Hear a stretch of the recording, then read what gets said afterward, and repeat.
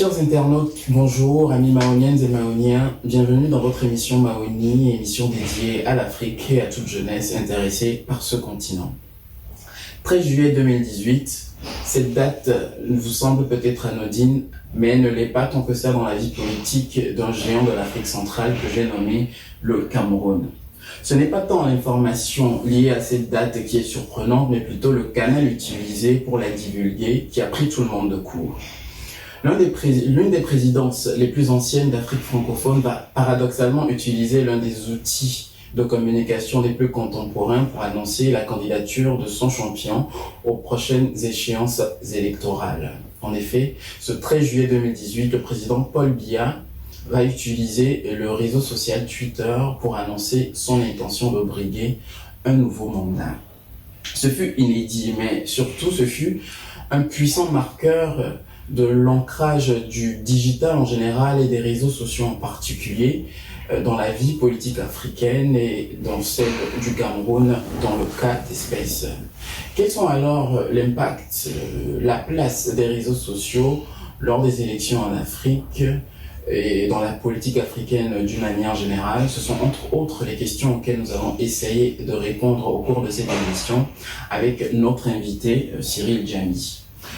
Cyril est consultant en affaires publiques et en lobbying. Donc après des études de relations internationales et en intelligence économique, il a mis ses compétences au service de projets d'influence de plusieurs personnalités politiques dans le cadre d'élections présidentielles en Afrique, mais aussi pour le compte d'associations professionnelles en France et de grands groupes internationaux exerçant dans le domaine de l'énergie. Il est membre de l'association Les Jeunes Lobbyistes, qui est un regroupement de consultants lobbying et affaires publiques à Paris. Et ce matin, il nous a fait l'honneur de venir discuter de ce sujet avec nous. Bonjour Cyril. Bonjour. Merci d'avoir accepté notre invitation. C'est moi qui vous remercie. Sans plus tarder, nous allons rentrer dans le vif du sujet avec les questions, mais avant, chers internautes, n'hésitez pas à commenter et à partager cette émission autour de vous. Alors Cyril, dis-moi, aujourd'hui, est-ce que un homme politique qui se respecte, qui a l'intention de se lancer à la conquête d'une aventure électorale en Afrique, peut le faire sans une équipe digitale dédiée aux réseaux sociaux?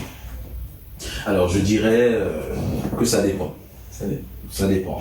Il y a plusieurs facteurs qui peuvent soit pousser un homme politique à mettre sur pied une cellule digitale ou à ne pas le faire. Donc ça dépend du pays où on se trouve, ça dépend des infrastructures et ça dépend de la population à qui on s'adresse. Par exemple, si on se trouve dans une grande ville comme Douala ou Yaoundé ou Johannesburg ou encore Tunis, Accra, Lagos, il serait très évident d'utiliser le digital. Mais si on est dans une petite ville, dans le cadre d'une élection locale, par exemple, une ville dans un environnement rural où l'accès à Internet n'est pas évident, ça ne sera pas le moyen le plus facile pour communiquer avec les populations. Donc, le politicien va s'adapter en fonction de l'environnement, de la cible, de la population à qui il s'adresse, c'est-à-dire les potentiels votants. Mais aujourd'hui, est-ce qu'il y a encore, à ta connaissance, en Afrique, des pays dans lesquels les politiques ne donnent pas tant d'importance que cela aux réseaux sociaux même pas uniquement lors des échéances électorales, mais même dans la vie politique d'une manière générale? Est-ce qu'il y a encore des pays où le digital est vraiment accessoire dans l'activité politique? En soi, je veux dire, pays, c'est trop dire. Voilà, ça dépend des politiques.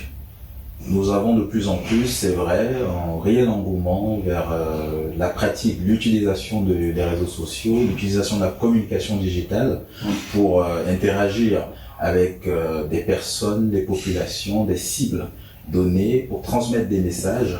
Ça se fait de plus en plus. Les politiques créent de plus en plus, ou alors leurs cellules de communication créent de plus en plus de comptes à leur image pour diffuser leur idéologie. Mais pour revenir sur ce que je disais, il est important de noter que dans certaines régions du continent, il n'y a pas encore l'accès véritable à Internet et c'est pas encore démocratisé. Internet est encore cher dans certains pays, comme par exemple le Tchad. Internet est cher, bien que les gens utilisent, les politiciens utilisent Internet au Tchad, mais ça se circonscrit beaucoup, essentiellement dans les deux grandes villes. Voilà. Voilà. Donc, en gros, Internet est accessible dans les grandes villes, les grandes métropoles du continent, et les politiques ils sont friands de plus en plus. Ça commence à venir également dans les zones un peu plus reculées où la connexion, l'accès à Internet commence à être développé. En l'occurrence au Cameroun. Vous avez bien évoqué l'annonce de la candidature du président Biya via Twitter, qui est en fait inédit. Voilà. Dans des régions reculées du Cameroun, ils commencent à avoir Internet, l'accès à Internet et certains politiques commencent à créer des comptes à la fois sur Facebook, sur Twitter pour pouvoir communiquer avec beaucoup plus les jeunes qui sont ultra connectés aujourd'hui. Et puis voilà, ça se fait que ce soit au Cameroun, que ce soit en Côte d'Ivoire, au Nigeria, ou encore au Kenya et que dire du Rwanda.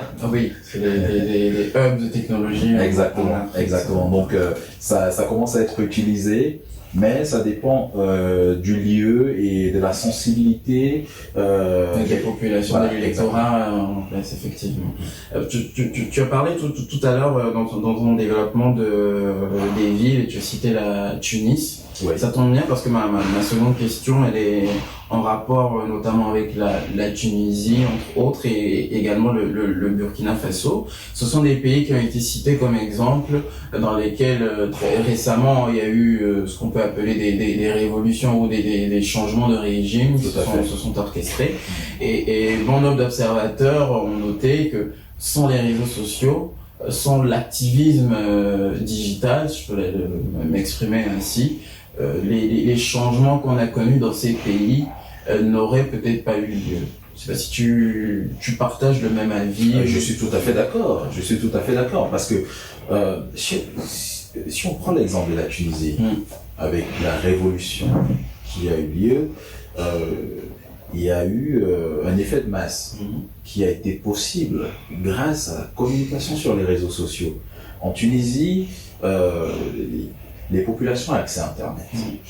D'accord ? Et il y a eu un effet boule de neige qui a pris tout de suite et les gens ont eu une information, il y a eu beaucoup d'informations qui circulaient dans les forums et également sur les réseaux sociaux tels que Facebook qui ont permis aux gens de pouvoir organiser les mouvements, les grèves, les protestations, et ça touchait beaucoup plus les étudiants, parce que c'est un pays où il y a une forte population jeune, un peu comme partout en Afrique, voilà. Donc qui sont ultra connectés, qui communiquent beaucoup, qui se mobilisent et qui croient en des causes.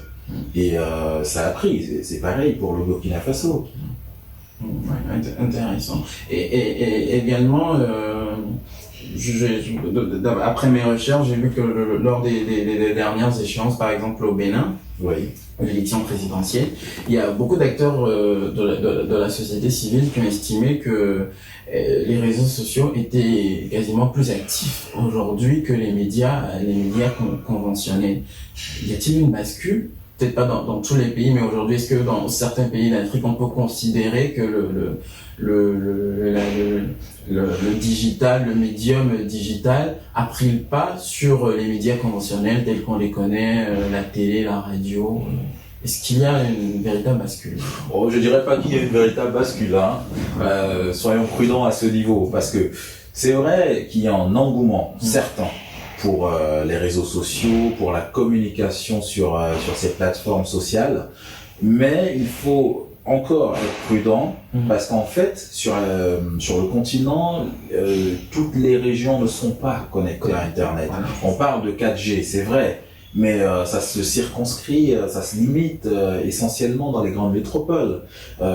Si on prend le cas du Cameroun, je reviens sur le cas du Cameroun, c'est un cas que je maîtrise particulièrement. Les grandes métropoles comme Yaoundé et Douala sont très connectées, le réseau 4G y est disponible, mais si on recule, si on va dans d'autres zones de l'extrême nord du Cameroun, de l'est du Cameroun, du sud ou encore du sud-est, sud-ouest en fait, et du nord-ouest où il y a eu une rupture de la connexion Internet, on va se rendre compte que c'est pas toutes les populations qui ont accès à une connexion de qualité. Donc, pour revenir à votre question, je dirais, il faut être prudent là-dessus. Il faut pas s'avancer et affirmer tout de go que effectivement il y a un basculement vers le média Internet. Aujourd'hui, la télévision reste le média par excellence sur le continent. Voilà. Est-ce que c'est une question de temps? Est-ce que la télévision, la radio, ces médias conventionnels peuvent-ils résister dans le temps ou à un moment donné la bascule va se faire? Oh, ça dépend de deux facteurs. Effectivement de la démocratisation d'Internet sur le continent pour l'ensemble des populations, parce qu'il y a déjà une forte pénétration du mobile depuis une dizaine d'années sur le continent, ça va croissant. Les individus se retrouvent parfois avec deux téléphones portables, deux smartphones, et donc si la connexion Internet est démocratisée, il y aura de fortes chances. Et d'un autre côté, si les médias traditionnels ne font pas leur mutation, leur transformation pour pouvoir s'adapter à cette nouvelle donne, ce nouveau challenge qui est en face, ça sera pas évident pour eux. Mais il faut noter, une fois de plus, que le média par excellence sur le continent, surtout au sud du Sahara, c'est la télé. C'est la télé, c'est la radio. Bon, un peu moins la presse parce que les gens n'achètent plus trop les journaux parce qu'ils ont facilement des informations via certaines applications comme WhatsApp qui sont diffusées par des amis, la famille, les collègues. Mais la télé reste très importante. Si on prend l'exemple de la dernière élection en octobre au Cameroun, bien que le président Biya ait annoncé sa candidature via Twitter, il n'en demeure pas moins que les différents candidats ont fait des débats à la télé. C'est pas sur les réseaux sociaux qu'ils ont fait des débats. Ils s'adressaient à leurs partisans sur les réseaux sociaux, mais il y avait des débats à la télé. Les meetings étaient retransmis sur les réseaux sociaux, mais essentiellement à la télé d'abord. Donc, la maman du village, elle n'a pas accès à Internet. Elle regarde la télé nationale. Oui, pour le moment. Et même si elle avait accès à Internet, ça serait pas évident pour elle de l'utiliser. Mais justement, c'est une bonne, un bon tremplin, parce que ça me ramène à ma prochaine question qui nous permettra peut-être de tordre le cou à un certain mythe qui est en train de naître sur Internet aujourd'hui, parce que moi j'ai observé sur plusieurs pages de pays africains lors de différentes élections, notamment présidentielles, où il y a une forte politisation du sujet en ligne, et généralement, je ne dis pas que c'est vrai pour tous, mais on voit que en ligne, sur les réseaux, il y a une diaspora très connectée et qui penche la plupart du temps vers l'opposition. En fait, c'est la remarque que j'ai pu faire. Et aussi sur ces différents forums, en disant, la majeure partie du temps, celles et ceux qui utilisent ces canaux estiment que, vu l'ampleur, comment dire, de leur popularité sur le net, que évidemment que ça devrait se refléter à la fin des élections, lorsque les résultats seraient serait communiqué. Mais la plupart du temps aussi, j'ai remarqué que l'engouement qu'il y avait sur le net, ou bien la tendance qu'on pouvait retrouver sur le net, n'est pas forcément la tendance qui sort des urnes, en fait. Notamment pour le cas du Cameroun, où j'ai pris le temps d'observer notamment beaucoup les réseaux sociaux. On a vu que il y avait une forte popularité des candidats de l'opposition sur les réseaux, mais à la fin, le président sortant a été reconduit.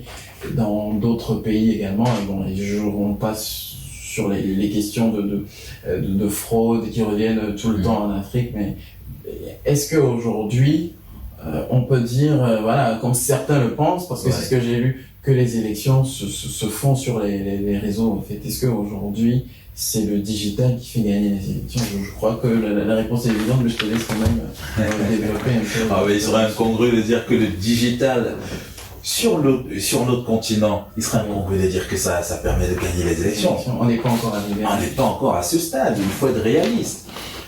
Si je reviens sur le cas du Cameroun, après je vais peut-être prendre le cas de la Côte d'Ivoire pour sortir un tout petit peu, ou celui du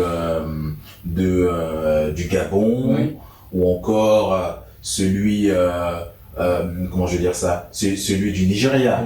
Oui. Voilà. Donc il y a plusieurs cas. Donc je commence par le Cameroun. Je peux affirmer que les réseaux sociaux et Internet ne font pas gagner les élections. Parce que, pour une fois de plus, je le redis, le pays n'est pas entièrement connecté. C'est pas tout le monde qui a accès à Internet. C'est pas tout le monde. Je l'ai mentionné tout à l'heure, les grandes villes du pays sont connectées à Internet. Douala, Yaoundé, Bafoussam, Garoua, Gaoundéré, sont vraiment très connectés. Il y a une jeunesse active. Mais cette jeunesse, que représente-t-elle sur l'échiquier national, en termes de votants même?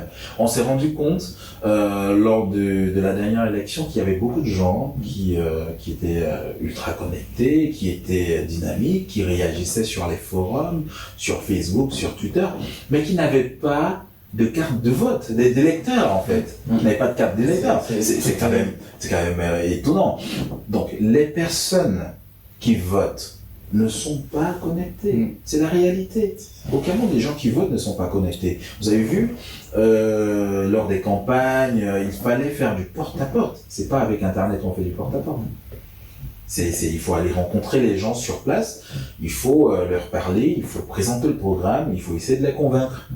Voilà, et chacun s'attelle à le faire. Il y a eu plusieurs candidats qui ont loué des bus, qui sont allés, même dans les endroits les régions les plus reculées du pays, pour s'exprimer. Parce que malheureusement, c'est la réalité. Tout le monde n'est pas connecté. Il y a même des régions qui n'ont pas accès à l'électricité. C'est la réalité. C'est ça. Donc les réseaux sociaux sont certes en pleine expansion, mais aujourd'hui, ce n'est pas encore le canal par lequel on peut faire gagner des élections. Cependant, on peut pas faire gagner, forcément, on peut pas se fier uniquement aux réseaux sociaux pour gagner l'élection. On peut pas bâtir sa campagne essentiellement là-dessus, mais ça apporte un petit pouce, un coup de pouce. Ça permet de travailler son capital sympathie, de mesurer sa popularité, de discuter directement avec les potentiels électeurs. Les potentiels électeurs. Ça permet également de pouvoir s'afficher un tout petit peu à l'international, parce que aujourd'hui, on est dans un monde globalisé, l'opinion internationale, la communauté internationale joue aussi, qu'on le veuille ou pas, un petit rôle dans les différentes élections, et en fonction des différents intérêts qui sont super. Nous allons faire une pause et nous reviendrons ensuite dans quelques minutes pour la seconde partie de notre émission. Chers internautes, amis maoniennes et maoniens, nous revoilà pour la seconde partie de notre émission. Nous nous étions séparés sur la question de savoir est-ce que les réseaux sociaux permettaient aujourd'hui aux candidats de gagner les élections en Afrique, et nous sommes venus à cette conclusion que effectivement non, la popularité sur les réseaux, sur Internet n'est pas forcément un facteur décisif pour remporter une élection en Afrique aujourd'hui, et les dernières échéances, notamment au Cameroun, au Nigeria, au Togo, en Guinée, nous l'ont démontré. Alors, nous allons continuer puisque le sujet c'est toujours les réseaux sociaux. C'est pour savoir aujourd'hui est-ce que ces réseaux, notamment avec la révolution en Tunisie ou au Burkina Faso, qui ont permis le renversement de régime, etc.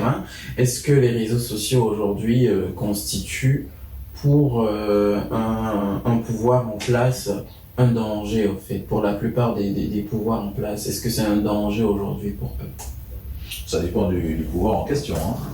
Ça dépend du pouvoir en question, parce que il y a des gouvernements qui utilisent les réseaux sociaux pour communiquer à leurs administrés et aux populations en général, et les populations leur répondent ou alors font remonter leurs préoccupations à travers les réseaux sociaux, et ça marche très bien. Donc si on regarde par exemple en Côte d'Ivoire, où il y a eu des campagnes de sensibilisation venues de certains influenceurs comme Edith Gros, lorsque le choléra faisait rage en Afrique de l'Ouest, ça a permis effectivement d'attirer l'attention des populations, mais aussi des gouvernants. Si on prend également le cas le nom m'échappe, mais il y a une demoiselle qui était décédée faute de soins en Côte d'Ivoire, et la situation est devenue tellement virale que la ministre de la Santé a dû faire une apparition au journal télévisé pour annoncer certaines mesures qui devaient être prises pour améliorer la situation dans les hôpitaux dans le pays. Donc c'est vrai que ça permet de contribuer au débat, aux échanges, à attirer l'attention, à attirer la sonnette d'alarme, mais également dans certains pays qui sont un peu moins ouverts, ça constitue effectivement un élément, on va dire, perturbateur. C'est ça, justement, le point était là, parce que pas la plupart, mais il y a de nombreux pays en Afrique qui ne sont pas connu pour une liberté d'expression saluée de toutes parts, en fait, alors qu'aujourd'hui le digital, les réseaux permettent une démocratie vraiment directe, des leaders d'opinion directement vers les peuples, sans filtre. Il n'y a pas de média qui va censurer quoi que ce soit, c'est Internet, il y a des moyens de les contourner même si il y a de la censure. Donc l'idée de danger pour les pouvoirs en place, pour moi ça se situe à ce point-là, parce qu'on l'a même d'ailleurs vu soit au cours de périodes de tensions élevées, ou de périodes électorales où on a vu des pouvoirs publics qui, au nom du maintien de l'ordre public, ont censuré Internet.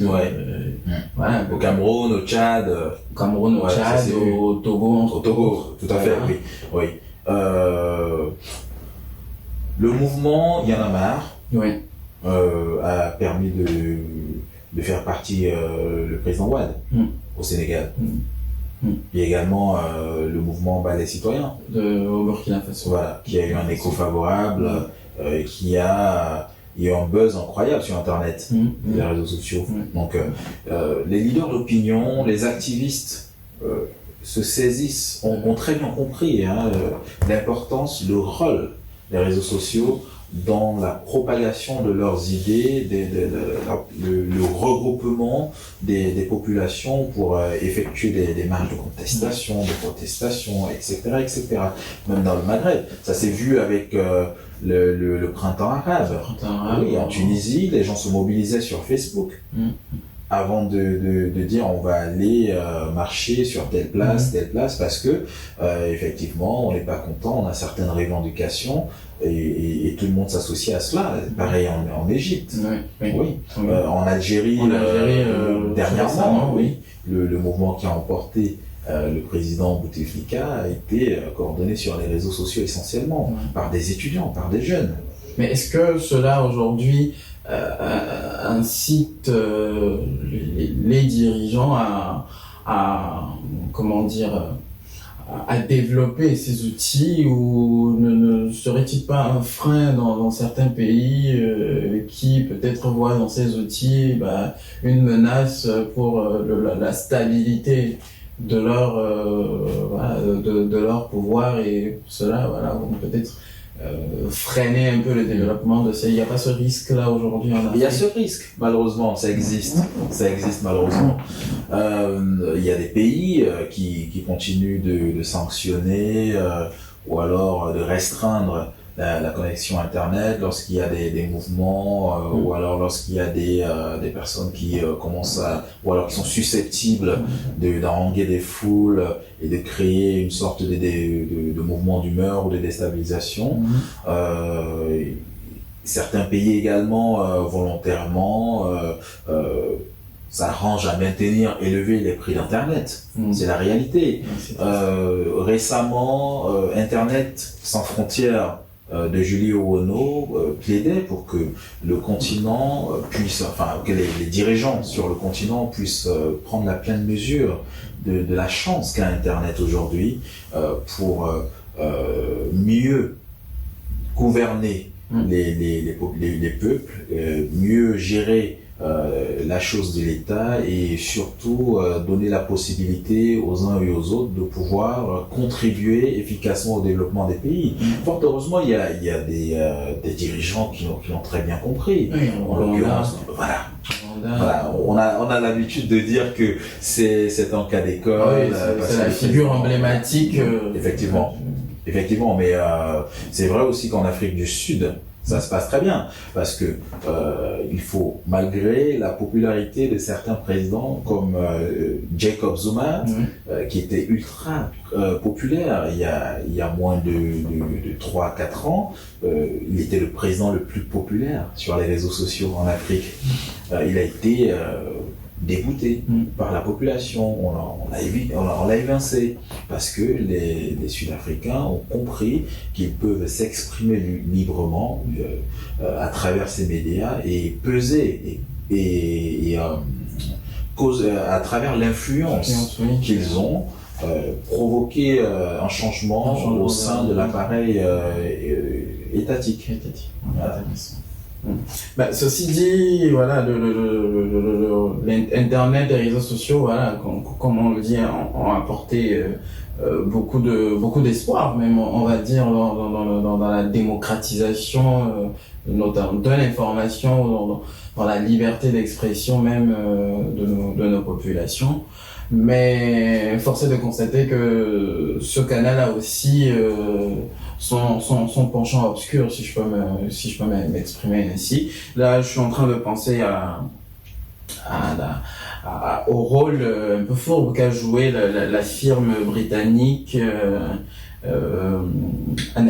Cambridge Analytica, qui a reconnu avoir travaillé, par exemple, pour le président Kenyatta, lors des dernières élections présidentielles au Kenya. Et il a travaillé en lançant des vidéos, de la propagande, non pas simplement en faveur du candidat pour qui il travaillait, mais surtout en lançant des fake news à l'endroit de son adversaire Raila Odinga. Donc comment est-ce qu'on peut éviter de rentrer dans cette dans cette partie négative des réseaux sociaux? Comment est-ce qu'on peut éviter l'impact négatif des réseaux sociaux sur dans la vie politique en Afrique aujourd'hui? C'est une très bonne question, parce que malheureusement c'est le revers de la médaille, je vais dire, si je puis dire ainsi. De plus en plus, il y a la manipulation de l'information qui est faite. Ce n'est pas seulement en Occident, mais en Afrique, ça se fait beaucoup plus. Et malheureusement, les gens sont enclines à relayer ces informations sans les avoir vérifiées. Ce qui fait que ça devient viral parfois, et ça peut causer beaucoup de tort, à la fois à des candidats qui sont lancés dans la course au poste suprême, ou encore à des tout petits candidats qui veulent briguer un poste en local. La question aujourd'hui est le contrôle et le contrôle, la vérification des informations qui sont diffusées. Voilà, c'est pas aussi une question de, parce que c'est très important, c'est pas aussi une question de culture. Il y a un sujet, un élément dont on n'a pas parlé jusqu'à présent, c'est WhatsApp en Afrique. Ouais. WhatsApp qui véhicule, qui est un canal, un réseau social hyper utilisé en Afrique. Ouais. Et encore une fois, c'est une impression, hein. Tout ce que moi je dis, c'est une impression. On a l'impression aujourd'hui que en Afrique, on n'a pas la culture de la vérification de l'information avant le partage.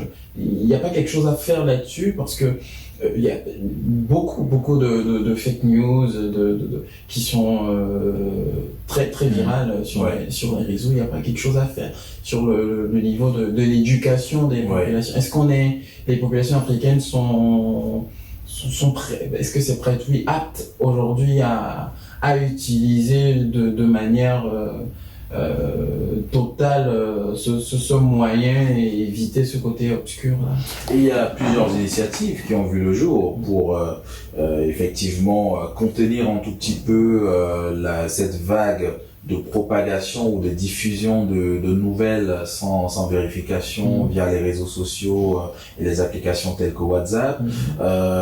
Au Cameroun, il y a une initiative d'investir au Cameroun à travers sa plateforme Stop BlaBlaCam qui a entrepris d'éduquer un tout petit peu les gens sur les populations sur la diffusion d'informations, la vérification, la recherche, mais aussi les journalistes en local qui ont sensibilisé les journalistes. Si on revient sur le cas des élections sur le continent, le Nigeria par exemple, lors de la dernière élection, il y a eu plusieurs grands groupes de presse qui se sont réunis, dont l'AFP, l'agence AFP, qui a entrepris de réunir pas mal de groupes de presse nigérians et internationaux pour se pencher sur la question des fake news, de la diffusion d'informations fausses dans le but de déstabiliser un ou un autre candidat. Ils ont formé les journalistes, ils ont fait du fact-checking afin de pouvoir s'assurer que l'information qui était diffusée, que ce soit par les canaux digitaux ou encore les canaux analogiques, était vérifiée, était fiable. Voilà. Donc, il faut comprendre que c'est de bonne guerre, pour un candidat comme pour un autre. Et on l'a vu aux États-Unis, le président Trump qui a utilisé des canaux pas toujours louables pour pouvoir discréditer son opposante qui était Hillary Clinton. Pareil en France, lors de la campagne présidentielle où le président Macron a remporté l'élection, il y a eu pas mal d'informations qui étaient manipulées. Évidemment, aujourd'hui sur le continent, on n'a pas beaucoup de moyens pour faire du fact-checking, mais des ONG, des associations se mobilisent de plus en plus afin de pouvoir vérifier les informations et notamment récemment Facebook était sur le continent pour appuyer ces initiatives-là, parce qu'il faut reconnaître que même si les informations passent beaucoup plus sur WhatsApp, Facebook est le réseau social le plus répandu sur le continent, il faut le comprendre. Donc, et la plupart des informations erronées passaient par ce canal. Voilà. Et peut-être, comme tu l'as souligné, peut-être le plus dangereux, c'est les fake news venant directement de l'appareil étatique. Ça, c'est encore plus dangereux. Et il y a un exemple, enfin, c'est pas un exemple en tant que tel, mais le discours de Nouvel An du président Bongo au Gabon suite à son accident cardiovasculaire, il a suscité des doutes quant à son authenticité. D'aucuns parlaient de deepfake, notamment l'association Internet sans frontières, mais l'association Internet sans frontières n'a pas utilisé le terme deepfake, mais a parlé de manipulation dans la vidéo. Et donc il n'y a aucune précision, il n'y a qu'une certitude sur le fait que la vidéo était une deepfake ou pas. On n'a pas cette. Mais en prenant cet exemple où on accuse limite le président, la cellule de communication du président d'envoyer lui-même des fausses informations. C'est quand même c'est dangereux à ce niveau. Oui, c'est tout à fait dangereux, mais il faut comprendre que aujourd'hui la manipulation de l'information, c'est partout. Ça peut venir, comme vous l'avez si bien dit, de l'appareil étatique, des gouvernements, comme ça peut venir d'un candidat, d'un concurrent, etc. Je ne veux pas trop taper sur le cas du Gabon parce qu'on était dans une situation de crise. Et comme vous l'avez si bien dit, ça n'a pas été vérifié que c'était un deepfake. Par contre, dans d'autres pays, en l'occurrence les États-Unis, il y a eu des cas de deepfake. Pareil en France. Mais en Afrique, c'est une tendance qui va peut-être se développer dans les années à venir. Ça va se développer, ça c'est sûr. Mais aujourd'hui, les populations commencent à comprendre qu'il peut y avoir manipulation parce qu'elles sont sensibilisées, parce qu'elles sont éduquées. Et